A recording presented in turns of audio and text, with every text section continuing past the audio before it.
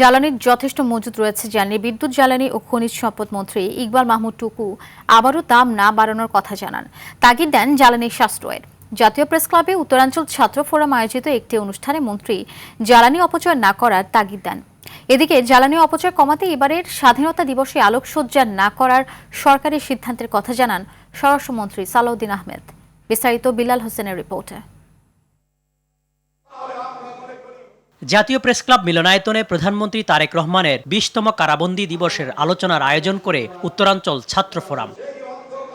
বক্তারা বলেন, কোনো ওয়ারেন্ট ছাড়াই তারেক রহমানকে গ্রেপ্তার করে নির্যাতন চালিয়েছিল তৎকালীন সেনা সমর্থিত সরকার। আমাদের প্রধানমন্ত্রী বিদ্যুৎ ও জ্বালানি খনিজ সম্পদ মন্ত্রী বলেন, ১/১১ সৃষ্টি হয়েছিল বিএনপিকে ধ্বংস করার জন্য। শত নির্যাতনের পরও তারেক রহমানকে মাথানত করাতে পারেনি ফ্যাসিস্ট হাসিনা। কথা বলেন জ্বালানি বিষয় নিয়েও। সব একবারে খেয়ে শেষ করার চেয়ে চলার মতো ব্যবস্থা করে যদি আমরা চলি, তাহলে আমরা দীর্ঘদিন চলতে পারবো।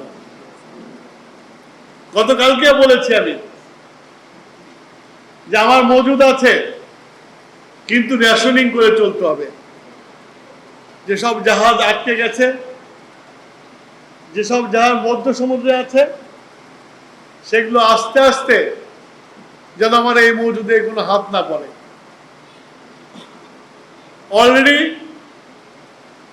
আজকে দুপুর 11টায় একটা জাহাজ নম্বর নিয়েছে যে আপাতত আমরা বিদ্যুতের দাম বাড়াচ্ছি না।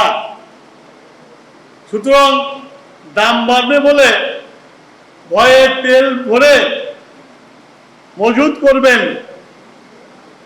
এটা ঠিক হবে না। এদিকে সচিবালয়ে আইন শৃঙ্খলা সংক্রান্ত বৈঠক শেষে স্বরাষ্ট্রমন্ত্রী সালাউদ্দিন আহমেদ বলেন, জ্বালানি সংকট মাথায় রেখে ২৬ মার্চে কোনো আলোকসজ্জা করবে না সরকার। মহান স্বাধীনতা এবং জাতীয় দিবস যাতে ভাব গাম্ভীর্যের সাথে আমরা উদযাপন করতে পারি, জেলা পর্যায়ে আলোচনা সভা হয়, জেলা প্রশাসনের নেতৃত্বে, বিভাগীয় প্রশাসনের নেতৃত্বে বিভিন্ন আনুষ্ঠানিকতা আছে। তবে আমরা বিশেষ করে মনোযোগ দিয়েছি ঈদের আগে, যাত্রার সময় যাতে বিভিন্ন রকমের যে সমস্যার সৃষ্টি হয় এগুলো যাতে না হয়, আমরা সেটা প্রিকশনারি ব্যবস্থা হিসেবে কিছু মেজার্স আমরা নিয়েছি। আমরা একটা ফোকাল পয়েন্ট ঠিক করে দিয়েছি। স্বাধীনতা দিবসের সার্বিক নিরাপত্তায় আইন শৃঙ্খলা বাহিনী প্রস্তুত রয়েছে বলে জানান স্বরাষ্ট্রমন্ত্রী। আমরা যথেষ্ট অর্গানাইজড, এই ছুটিতে ইনশাআল্লাহ মানুষ স্বস্তি পাবে। বিলাল হোসেন, RTV, ঢাকা।